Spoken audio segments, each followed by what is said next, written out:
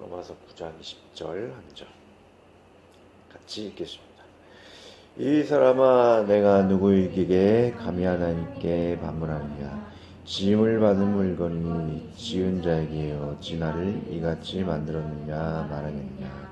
아멘. 네, 기도하겠습니다.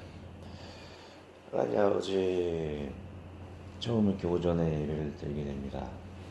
어떻게 될지 모르겠습니다. 하나님 안에서 좋은 결정 내려주셔서 주님 안에 더 많은 사람들이 은혜 받으며 더욱 주님 안에 깊이 있게 은혜 받는 시간으로 인도해 주시고, 어느 시간으로 결정되어진 시간에 합력하여 선을 이룰 수 있도록 도와주시옵소서.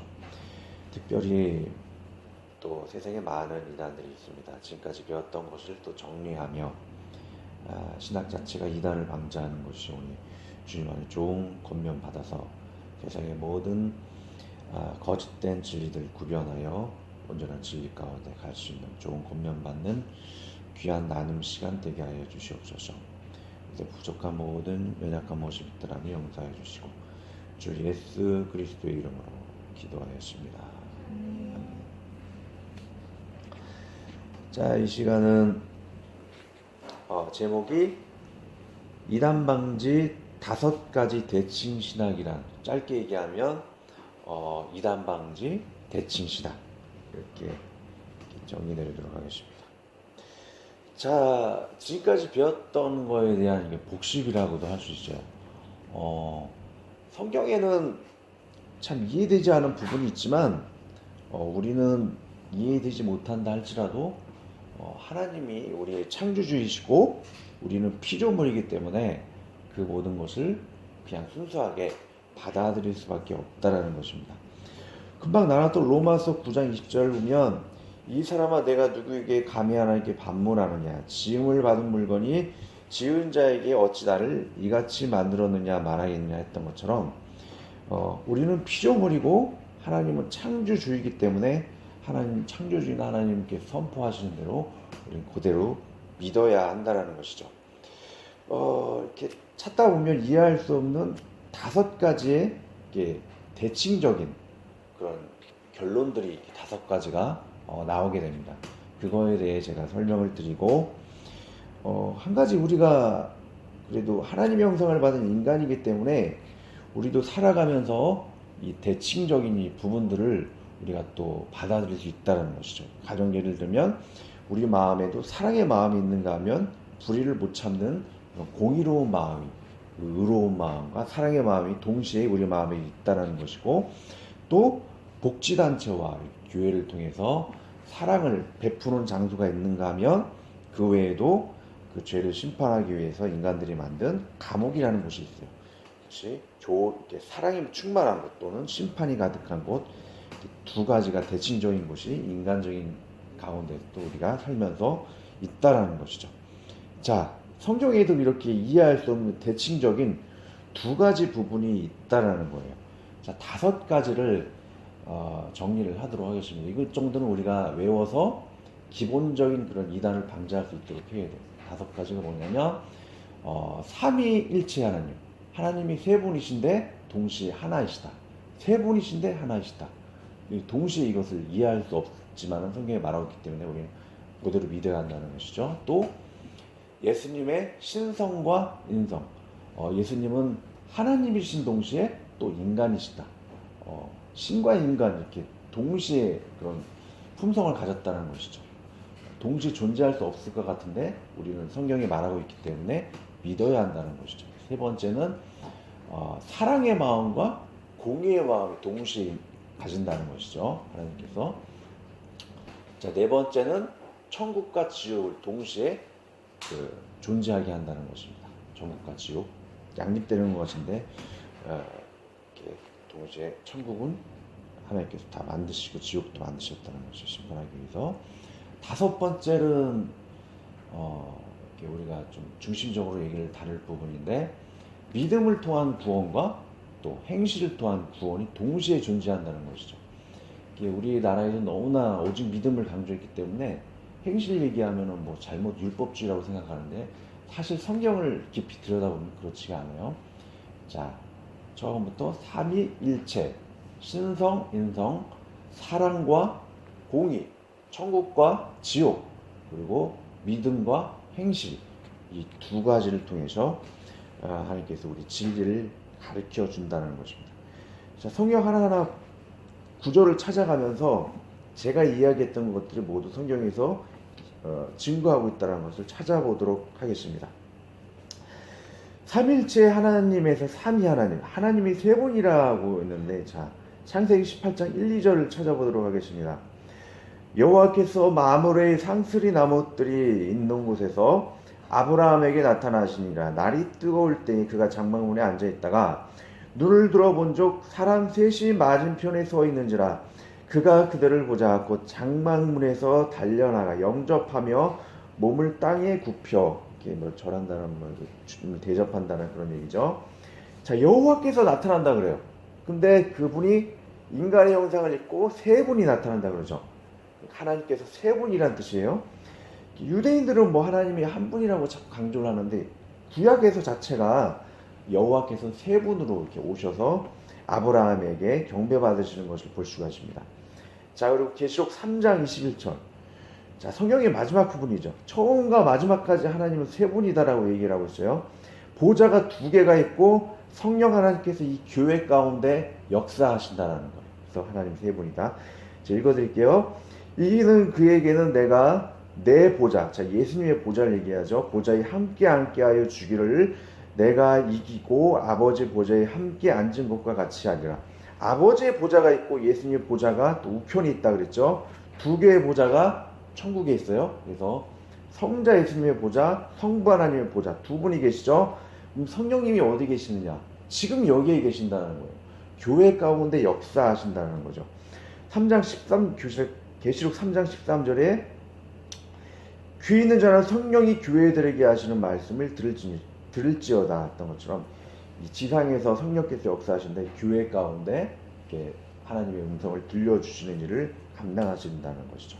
자, 세 분의 하나님께서 역사하시고, 또 자, 증언하는 이가 셋이라고 하고 있어요. 하나님이 살아계시는 것을 증거하시는 분이 세 분인데 성부, 성자, 성령이시라는 것이죠. 요한일서 2장 7절에 이야기를 하고 있죠. 이 세 분의 하나님인 것은 동시에, 자, 요한복음 10장 3절에 보면 나와 아버지는 하나이라기 때문에 세 분이 하나님인 동시에 이분이 하나이다라는 거예요.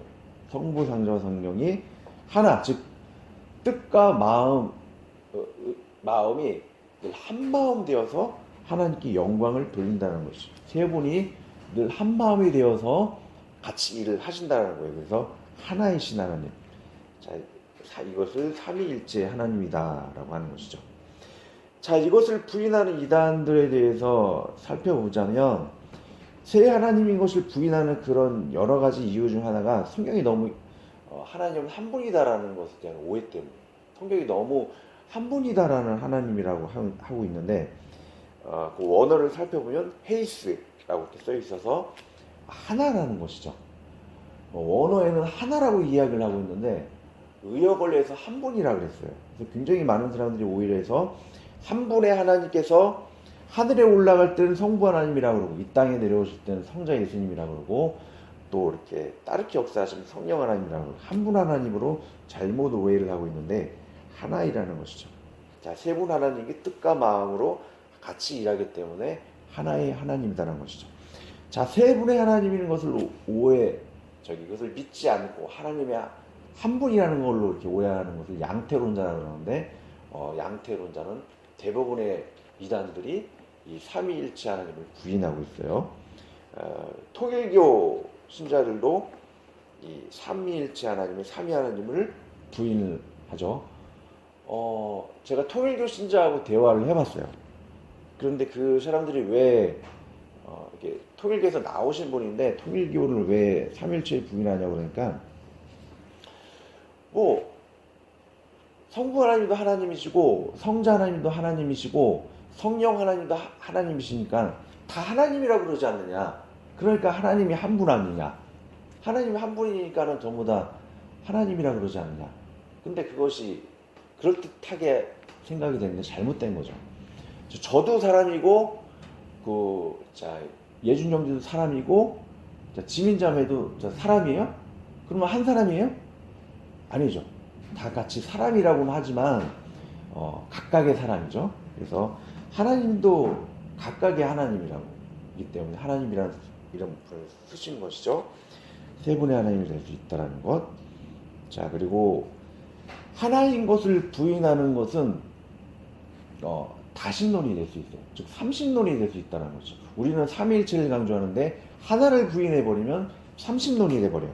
이것이 단점이 뭐냐면 세 분의 하나님이 경쟁하고 싸운다는 것이죠. 가령 그 제우스 신화가 있어요. 제우스 신화에는 많은 여러 신들이 있죠. 다신들이 있는데 서로 막 싸우고 다투는 거예요. 자, 그래서는 이것을 아니죠. 우리가 믿는 삼위일체 하나님은 늘 하나이기 때문에 다투지 않고 모든 일에 있어서 한 마음으로 세 분이 일한다는 것이죠. 그래서 이 삼신론과는 우리가 또 구분을 해야 한다는 것이죠. 자, 두 번째.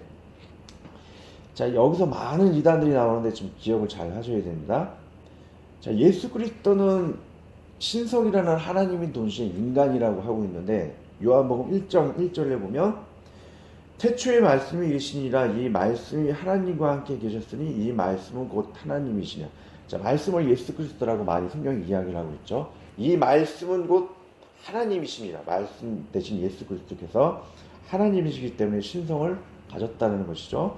자, 요한복음 1장 14절 보면 예수님이 육체의 옷을 입고 이 땅에 내려오셨다는 거예요. 말씀이 육신이 되어 우리 가운데 거하시며 우리가 그의 영광을 보니 아버지의 독생자의 영광이요 은혜와 진리가 충만하리다. 예수님이 육신의 옷을 입고 이 땅에 내려오셨다는 것이죠. 그래서 인성을 가졌다는 것. 자, 신성을 부인하는 그런 이단들이 있다라면 대표적으로 성경이 나오죠. 누구? 예수님은 그냥 유명한 선지 인간에 불과하다. 신이 아니다. 얘기하는 자들이 누구죠?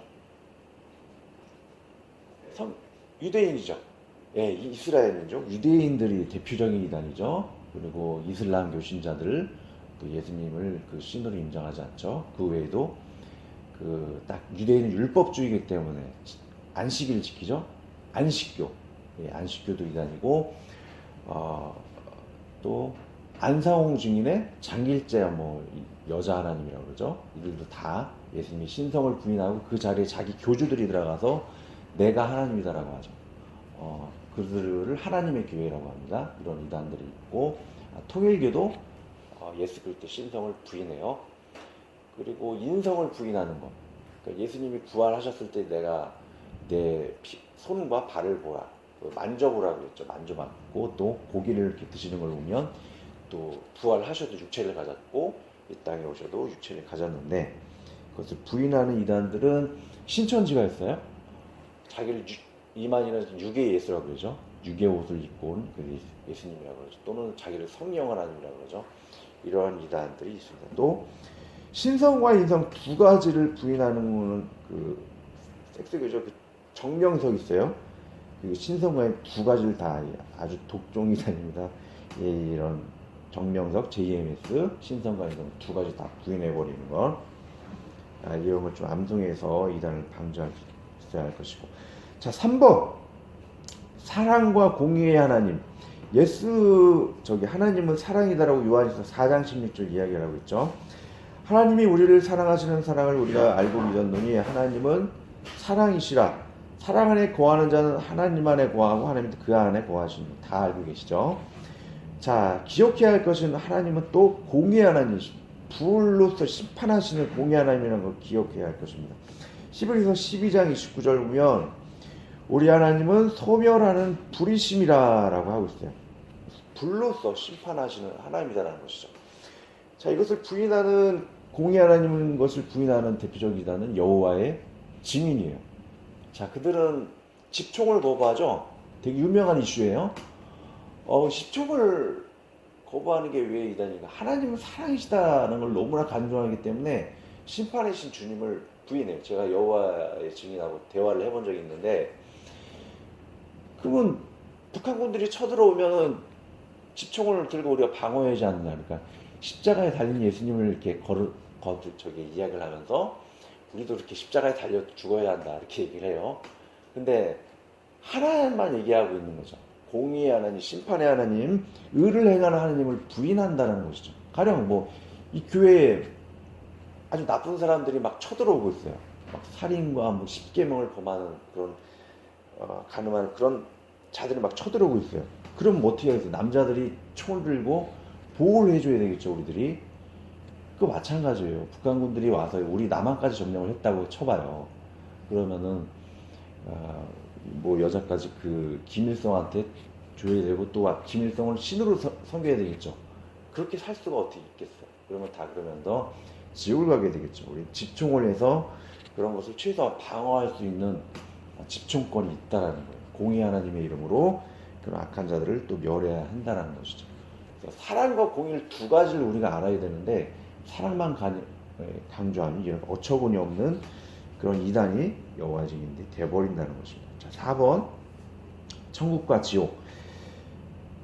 천국은 당연히 알겠죠. 마가복음 9장 48절 49절 보면 지옥이 있다라는 것을 얘기해요. 거기에는 구더기도 죽지 않고 불도 꺼지지 아니하느니라. 사람마다 불로써 소금치듯 탐을 받으리라. 자, 지옥이 분명히 있다라는 것을 성경 이야기. 여호와의 증인은 지옥을 부인하죠. 근데 굉장히 심각해요. 이 지옥을 부인하다 보면 뭐 내 마음대로 살아도 되겠지. 뭐 어떻게든 하나님 다 천국 갈 거 아니야. 내 마음대로 살 하나님 부인하고 뭐 죄를 범해도 그렇게 하다 보면은 굉장히 많은 사람들이 마귀에 빠질 수 있어요. 그렇게 해서 지옥의 심판을 받는데 지옥이 없다라고 생각하면 많은 사람이 지옥의 구덩이로 빠지게 되는 것이죠. 그 두려움이 없기 때문에. 그래서 지옥이 있다는 것을 우리는 믿을 뿐만 아니고 그렇게 전도를 해야 한다는 것이죠. 자, 5번째, 자, 믿음과 행실의 구원. 자, 믿음의 구원이라는 건 너무나 많이 들어왔어요. 근데 행실 구원이라 그러면 막 이상하게 생각하는 분이 있는데 쉽게 이해를 해드리도록 하겠습니다. 자, 진실된 믿음을 가지면 성부성자 성령께서 성령이 우리 마음 가운데 내주하신다는 거예요. 우리 마음 가운데 거하셔서 하나님을 부인하지 않게 하여 주시고 하나님의 자녀로서 거룩한 행실로 살아갈 수 있도록 도와준다는 것이죠. 자, 그렇기 때문에 신학적인 용어로 성도의 견인이라고 해요. 성령님이 우리 안에 거하셔서 우리를 인도하셔서 마침내 구원의 길로 소원의 항구로 인도하신다는 것이죠. 그래서 오직 은혜의 결과가 오직 은혜라면 이단이 아니에요. 오직 은혜로 우리가 구원을 받는다는 것이죠. 성령님의 도움으로. 행실에 영향을 끼친다는 거예요. 진실된 믿음을.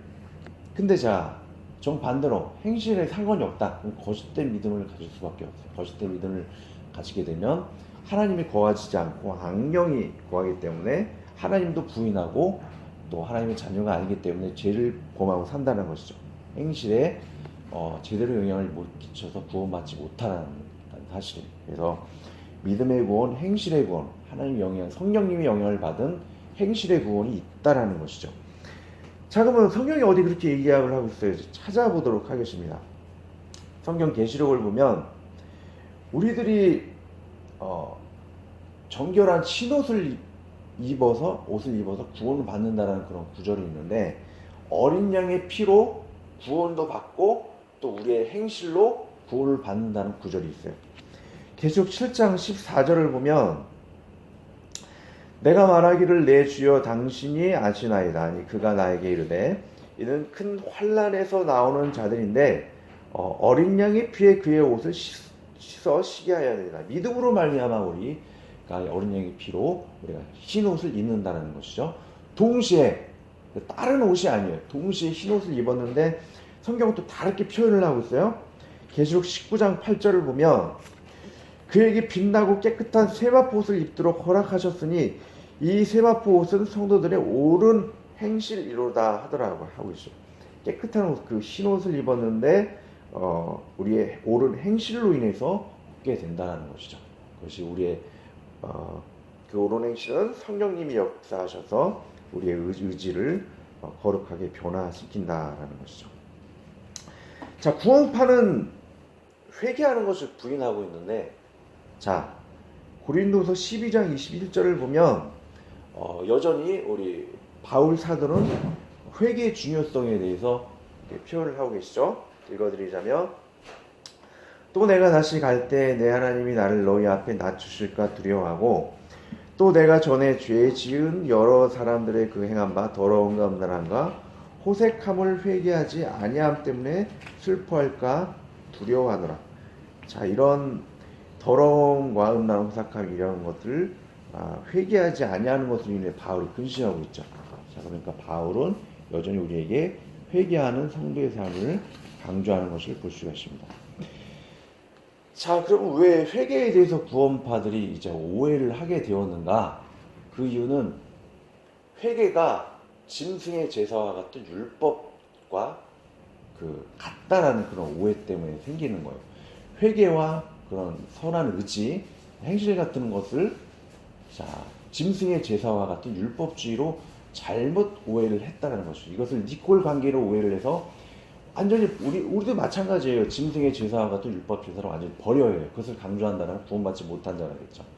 근데 우리는 그것을 분리하고 있는데, 자, 구원파는 그런 짐승의 제사와 사랑과 이런 옳은 행실, 회개 같은 것을 동시에 보고 있다는 거예요. 자, 이것이 정말로 같은 것인가? 그러나 성경을 보면 구분되어 있다라고 제가 늘 강조해왔죠. 갈라디아서 5장 6절을 보면 그리스도 예수 안에서는 할례나 무할례가 효력이 없을 때 사랑으로서 역사하는 믿음뿐이니라 라고 하고 있어요. 할례 같은 것은 율법주의죠. 이런 할례나 이런 짐승의 제사와 율법주의 같은 것은 효력이 없는데, 자, 사랑으로서 역사하는 믿음뿐이니라 라고 하고 있어요. 그 믿음이라는 것이 사랑으로서 그 믿음이 구현이 된다는 것이죠.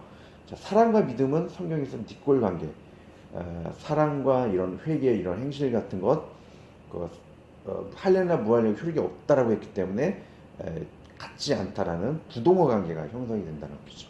성경은 구분하고 있는데 그들은 같은 걸로 생각하기 때문에 회개를 오히려 율법주의로 잘못 오해를 하고 있다. 그래서 구원파는 회개하면 구원받지 못한다라고 그들이 그렇게 잘못 이야기를 하고 있다라는 것이죠.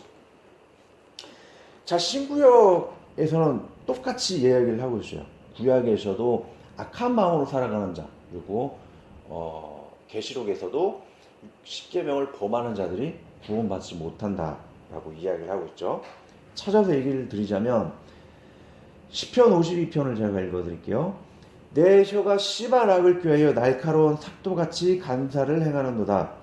내가 선보다 악을 사랑하며 의를 말함보다 거짓을 사랑하는도다. 간사한 혀여, 너는 남을 해치는 모든 말을 좋아하는도다.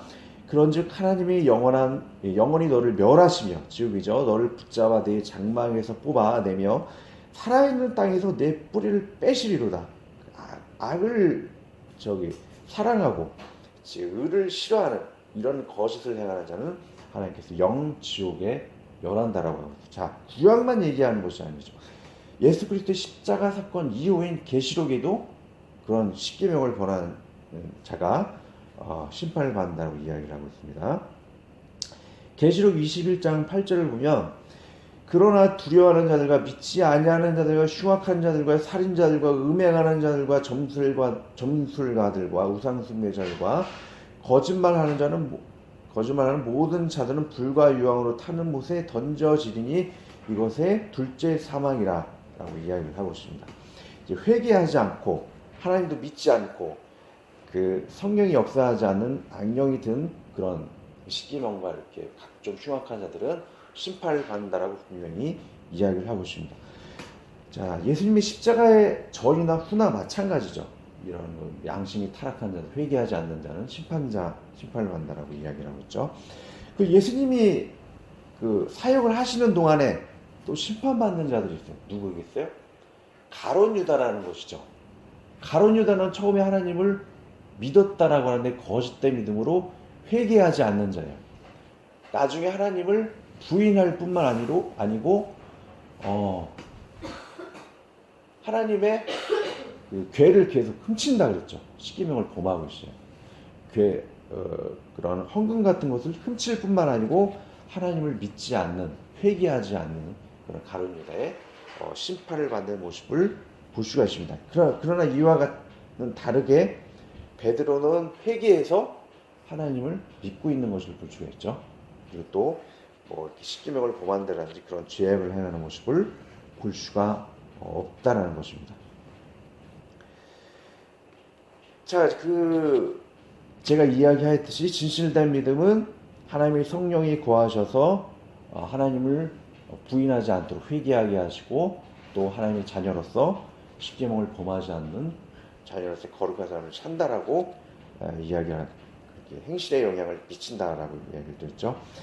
또 가령 한번 예를 들자면 진실로 믿는 자는 행실에 영향을 끼치는 그 이유를 한 가지 예를 들고 제가 마치도록 할게요. 자, 덤프트럭이 막 가속을 줄이지 못하고 막 나한테 달려오고 있어요. 차량 운전을 하는데 근데 내가 그 핸들을 틀어야 될까요? 가만히 있어야 될까요? 저 회개해야겠죠. 이게 가령 예를 들면 내가 핸들을 틀어서 내 행실로 내 자유의지로 그것을 핸들을 틀어서 피해야 돼요. 자, 이게 덤프 같은 거는 가속도가 막 붙으면 멈추지를 못해요. 그러면 내 의지를 사용해서 피해야겠죠. 근데 어느 사람이 나는 운전면허 자격증이 있기 때문에 나는 그것을 피할 필요가 없다 라고 하면 그게 말이 안 되는 거죠. 그렇게 되면 덤프에 부딪혀가지고 직사하겠죠. 그와 마찬가지로 내가 세례를 받았고 내가 하나님을 믿는다라는 것을 많은 사람들이 인정을 받았어요. 받았기 때문에 나는 하나님을 나중에 부인해도 상관이 없고 죄를 지어도 상관없다라고 하는 것과 마찬가지예요. 나는 믿음이 있고 자격이 있기 때문에 내 마음대로 살아도 된다. 회개할 필요가 없다. 그러면 하나님의 심판을 받고 지옥을 가겠죠. 자, 행실을 부인하는 그런 위험성에 대해서 이야기를 드렸습니다. 자, 이 구원파들은 자기의 행실을 죄로부터 죄를 범하지 않고 선을 따르는 그런 회개와 그 상관이 없다 그래요. 자기는 죄를 회개하는 것이 자기 구원파하고 상관이 없다. 근데 그들의 행실을 보면 정말로 죄를 범하면서 회개하지 않는 모습을 볼 수가 있어요. 그 구원파 유병원에 1987년에 어떤 일이 있었냐면 구원파 신도들이 32명이 다락에서 자살해서 죽어진 사건이 있어요. 그리고 세월호 사건도 마찬가지예요. 얼마든지 그것을 세월호 안에 그 배가 이렇게 많은 물건을 실으면 돈을 많이 벌 수가 있는데 많은 물건을 실으면 안 돼요. 왜냐하면 침몰될 위험이 있기 때문에. 그래서 그 뱃속에 있는 그 물을 중심을 잡아주는 물을 빼버리고 짐을 넣었어요. 그러니까 무게추가 중심을 잡아주지 못해서 배가 뒤집어진 거죠. 그들은 정말 행실로 죄를 짓고 회개하지 않는 것을 볼 수가 있어요. 자기 그런 죄를 짓는 것에 대해서 양심이 가책이 없는 구원받는 것을 볼 수가 있습니다. 자, 다 요약을 하자면 5가지. 자, 한번 외워보도록 합시다. 5가지 대칭 진리가 있어 이단을 방지하기 위해. 첫 번째, 그 다음에 그 신성인성, 사랑, 공의그다. 천국지구도 많은. 예, 대단하시네요. 자, 이거 5가지만 외우시면 기본적인 이단을 다 방지할 수가 있습니다.